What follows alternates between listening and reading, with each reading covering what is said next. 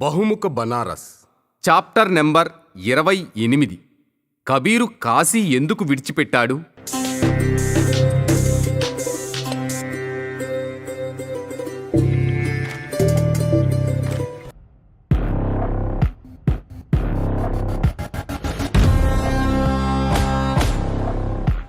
రచన కిల్లాడి సత్యనారాయణ గారు.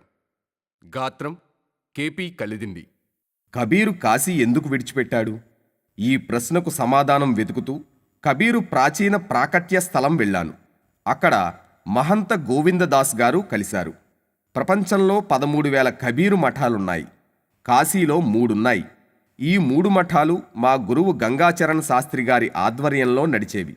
ఇప్పుడు ఈ 3 మధ్య యుద్ధం నడుస్తోంది అన్నారు. కబీరు భవనం ముందు లహరతారా చెరువు ఉంది. కబీరు నీరు నీమాల దంపతులకు దొరికింది ఇక్కడే. చుట్టూ చెట్ల పచ్చదనం. ఈ చెరువుకు ఒక పక్క ఛత్తీస్గఢ్ మహంతా గారి మఠం. ఇది చాలా విశాలమైనది. మరోవైపు ప్రాచీన ప్రాకట్య స్థలం. మూడవది కబీరు చౌరా వద్ద ఉంది. కబీరు కాశీలో 1398లో పుట్టారు. ఆయన పుట్టుకపై విభిన్న వాదాలున్నాయి. కాశీలో స్వామి రామానందుల వారు పొరపాటున ఒక వితంతువుకు పుత్రవని కమ్మని ఆశీర్వదించారట. ఆమెకు పుత్రుడు కలిగాడు. అతన్ని ఆమె బెనారస్లోని లహర్తారాలోని ఒక చెరువు వద్ద విడిచిపెట్టింది. నీరు నీమా ముస్లిం దంపతులు ఆ పిల్లాడిని తీసుకుని పెంచారు. నీరు నీమా కబీర్ చౌరాలోని ఒక చిన్న గుట్ట మీద ఉండేవారు. ఇక్కడే కబీరు ఉపదేశించేవారు. ఈ స్థానాలను ఇక్కడ చూడొచ్చును. కబీరు బాల్యం నుండి భక్తితో ఉండేవారు. రామానందుడి శిష్యుడయ్యారు. రామానందుడు జాతి మత భేదాలను ఖండించారు. ఆయన నుండే కబీరుకు రామనామం ప్రాప్తించింది. అద్వైత ధోరణి సిద్ధించింది. కబీరు దేశాటన చేశారు. సాధువులు సూఫీలతో స్నేహం చేశారు. నిర్గుణం వైపు పయనించారు. కబీరు లోకధర్మ కవి. తను జీవించిన లోకం కాశీ. తాను లోతుగా పరిశీలించిన సమాజం కాశీ. రైతులు, బంజరులు, భటియారులు, చేనేతవాళ్లు, మల్లవాళ్లను ఆయన దగ్గరగా చూశారు. అందుకే ఆయన కావ్యంలో కుమ్మరి, కమ్మరి, కంసాలి, సాలి వంటి వృత్తుల చిత్రణ ఉంటుంది. ఆయన రచనల్లో సమకాలీన జీవనం కనిపిస్తుంది. జనజీవన వస్తువులైన పార, పలుగు, గొడ్డలి, రంపం, గానుగు, తాడు వంటివి దర్శనమిస్తాయి. ఆయన మూఢాచారాలను నిలదీశారు. మతం పేరు మీద జరుగుతున్న అత్యాచారాలను ఖండించారు. కబీరు అంటరానితనాన్ని ఖండించారు. పుట్టుకకు ప్రాధాన్యత ఇచ్చే కుల వ్యవస్థను నిరసించారు. చేతలు సవ్యంగా లేనప్పుడు అగ్రకులంలో పుడితే ఏం లాభం అని ప్రశ్నించారు. ఊంచే కుల్ క్యా జన్మియాం జే కరణీ ఊంచ్ నా హుయి అంటారు. కర్మకాండలను వ్యతిరేకించారు.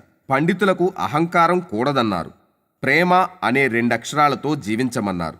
అది ఎన్నో గ్రంథాలు చదివిన జ్ఞానం కన్నా మిన్న అన్నారు. డాయి ఆఖర్ ప్రేమ్ కా పడేసో పండిత్ హోయ్. ఆయన చదివిన దానికన్నా చూసిన దానికి ఎక్కువ ప్రాధాన్యత ఇచ్చారు. అనుభవానికి బలమిచ్చారు. ఆయన కులమత విద్వేషాలను ఖండించారు. హిందూ కహే మేహీ రామ్ పియారా, తురక్ కహే రహీమానా అంటారు. ప్రేమ, అహింస, మానవత, సమానత వంటి 4 స్తంభాలపై సమాజం నిలబడాలన్నారు. ఈర్ష్యా ద్వేషాలు పోవాలన్నారు. ధనాన్ని కూడబెట్టడం కుదరదన్నారు. సాయి ఇతనా దీజియే జామే కుటుం సమాయ్, మై భీ భూకా న రహుం సాధు నా భూకా జాయ్. సాయి, కుటుంబానికి సరిపడేంత ఇవ్వు స్వామి. నేను ఆకలితో ఉండకూడదు. నా ఇంటికొచ్చిన సాధువు ఆకలితో వెళ్ళకూడదు. కాశీ సంస్కృతిని కబీరు జీర్ణించుకున్నారు. ఆ సంస్కృతిలో విశ్వాసాలు, అంధవిశ్వాసాలు పాలలో నీరులా కలిసిపోయాయని గ్రహించారు. అటువంటి విశ్వాసాల్లో ఒకటి కాశ్యాం మరణాన్ముక్తి. కాశీలో మరణిస్తే మోక్షం లభిస్తుందని హిందువుల ప్రగాఢ విశ్వాసం. ముక్తి జన్మ మహీజాని జ్ఞాన్ కాని అగ్ హానికర్ జహాబసి సంభూ భవానీ సో కాశీ సోయియా కస్నా అంటారు గోస్వామి తులసీదాసు రామచరిత మానస్లోని కిష్కింద కాండలో. ఎక్కడ శివపార్వతులు నివాసమున్నారో ఆ కాశీ మోక్షానికి జన్మభూమి. జనన మరణాల చక్రం నుండి ముక్తి కలిగించేది. జ్ఞాని గని పాపనాశనం చేసేదని తెలిసి అలాంటి పవిత్ర భూమి కాశీని ఎందుకు సేవించరు? కాశీ మోక్షదాయని. ఇక్కడ చనిపోయిన వాళ్లకు పునర్జన్మ ఉండదు, ముక్తి పొందుతారు. అందుకే ఇక్కడ మరణించాలనుకుంటారు. అందుకే ఇక్కడ ముముక్షు భవనాలు, 9 రాత్రులుండటం, 9 నెలలుండటం. శివపురాణం ఇలా చెబుతోంది: కాశ్యాం ఏ వై మృత్తస్వైవ్ తస్య జన్మ పునర్నహి. కాశీలో మరణించిన ప్రాణికి పునర్జన్మ ఉండదు. ఎందుకంటే దానికి మోక్షం లభిస్తుంది. కీ హర్కస్ కామ్దరోం గుల్షన్బా మీరద్ గిదర్ పేవద్ ఏ జిష్మానే న గీరద్ అంటారు మీర్జా గాలిబ్ తన చిరాగ్ ఏ ధైర్ పుస్తకంలో. ఈ కాశీలో ఎవరు మరణిస్తారో వాళ్ళు మళ్ళీ జన్మించరంటారు గాలిబ్. అంటే వాళ్లకు మోక్షం ప్రాప్తిస్తుందని అర్థం. మనిషికి మోక్షం ఎలా లభిస్తుంది? అతను చేసిన పనుల వల్ల అంటారు కబీరు. గంగలో మునిగితే పాపాలు పోతాయా? అలాగైతే అందరూ పాపాలే చేస్తారంటారు కబీర్. కాశీలో చనిపోయినంతలో మోక్షం రాదు. మనిషికి గుణముండాలి, సాటి జీవుల్ని ప్రేమించాలి.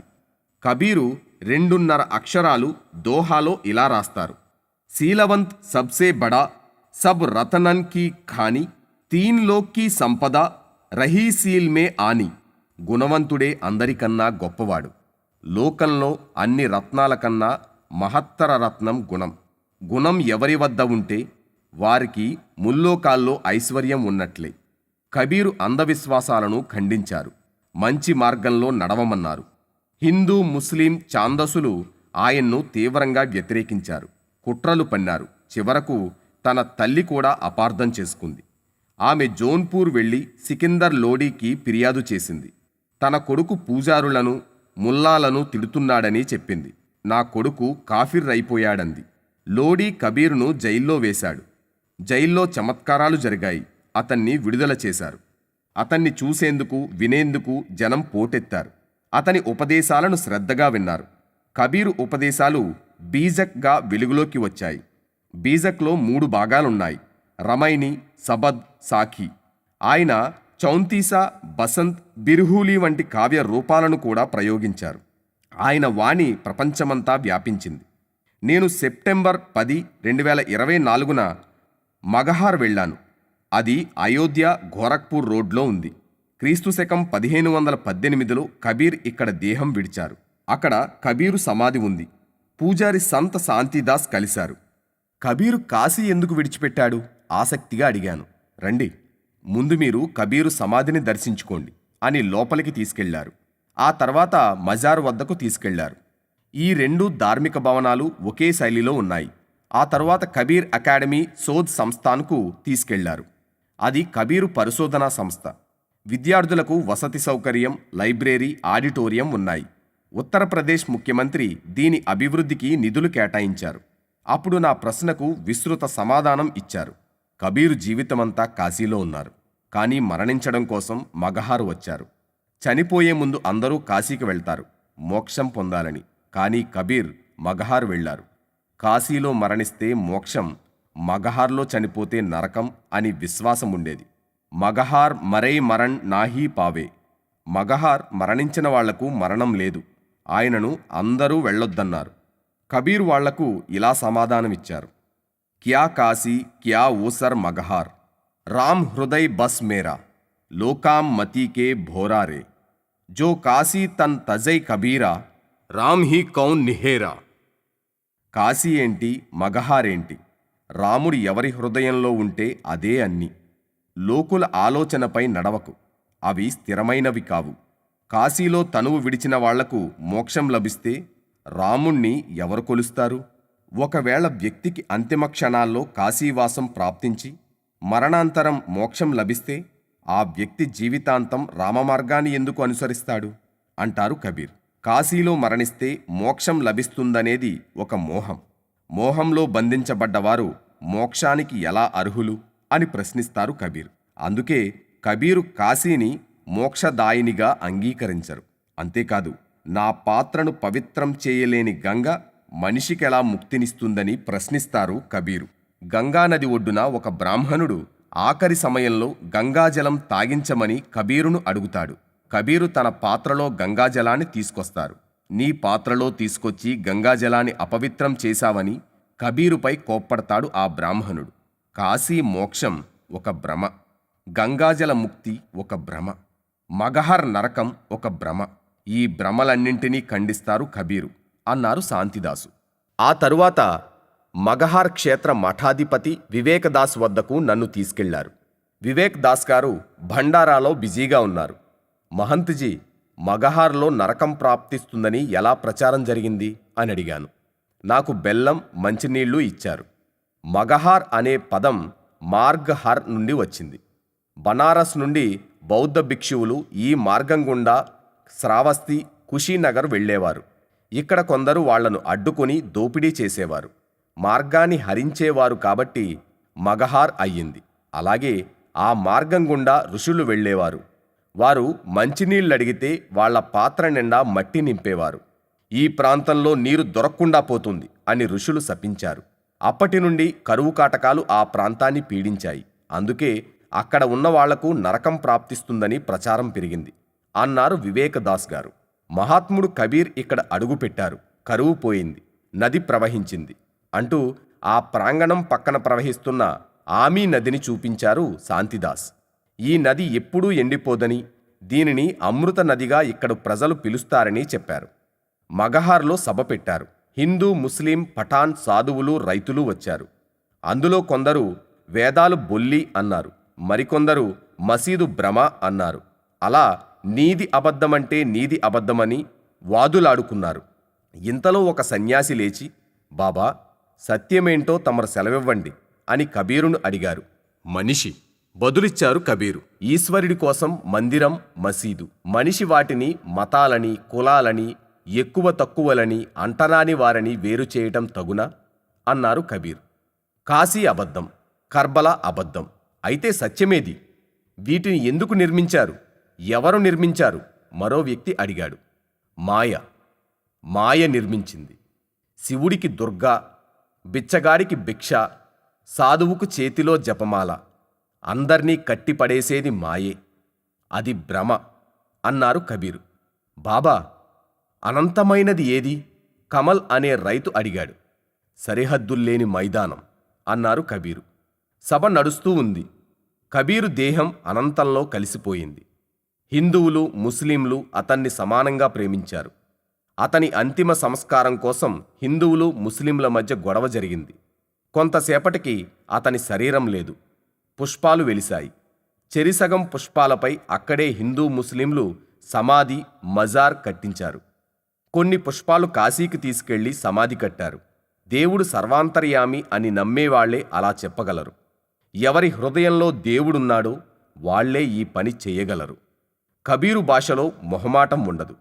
చెప్పాలనుకున్న విషయాన్ని కుండ బద్దలు కొట్టినట్లు చెబుతారు. దాపరికం లేదు, లౌక్యం అంతకన్నా లేదు. అవునన్నా కాదన్నా, ఎవరికి నచ్చినా నచ్చకపోయినా చెప్పేయడమే. ఆయనకు, ఆయన రచనలకు మధ్య అంతరం లేదు. చెప్పిందే చేస్తారు, చేసిందే చెబుతారు. ఆచార్య హజారీ ప్రసాద్ ద్వివేది కబీర్ గురించి ఇలా రాస్తారు. తల నుండి కాలి వరకు ఉల్లాసంగా ఉండే మౌలా, మొండి స్వభావం, భయంలేనితనం, బయట కటువు, లోపల మృదువు. మనం భ్రమల ప్రపంచంలో బతుకుతున్నాం. పిల్లి ఎదురు రావటానికి, మన పని కాకపోవటానికి సంబంధం లేదు. పిల్ల వచ్చిన వేళకి మనింట్లో అనర్థాలకి సంబంధం లేదు. అయినా నమ్ముతాం, నమ్మిస్తాం. ఎన్ని నమ్మకాలో! మనం జరిగిన దాన్ని, జరగబోయేదాన్ని నమ్మకంతో ముడివేస్తాం. ఆ నమ్మకంపై భవిష్యత్తును ఊహిస్తాం. ఆ నమ్మకాన్ని మరింత పటిష్టం చేస్తాం. అలాంటి కొన్ని నమ్మకాలకు రాజధాని కాశీ. ఉత్తరప్రదేశ్లో ఒక అంధవిశ్వాసం ఉండేది. ఏ ముఖ్యమంత్రి నోయిడా వెళ్తారో ఆయన తిరిగి లక్నో రారని, మళ్లీ ముఖ్యమంత్రి కుర్చీలో కూర్చోరని. ప్రస్తుత ముఖ్యమంత్రి యోగి ఆదిత్యనాథ్ దీన్ని ఖండించారు. ఆయన నోయిడా ఎన్నోసార్లు వెళ్లారు. తిరిగి లక్నో రావడమే కాదు, మళ్లీ ముఖ్యమంత్రిగా గెలిచారు. బహుముఖ బెనారస్ మిగతా చాప్టర్స్ కోసం please like, share and subscribe to our channel.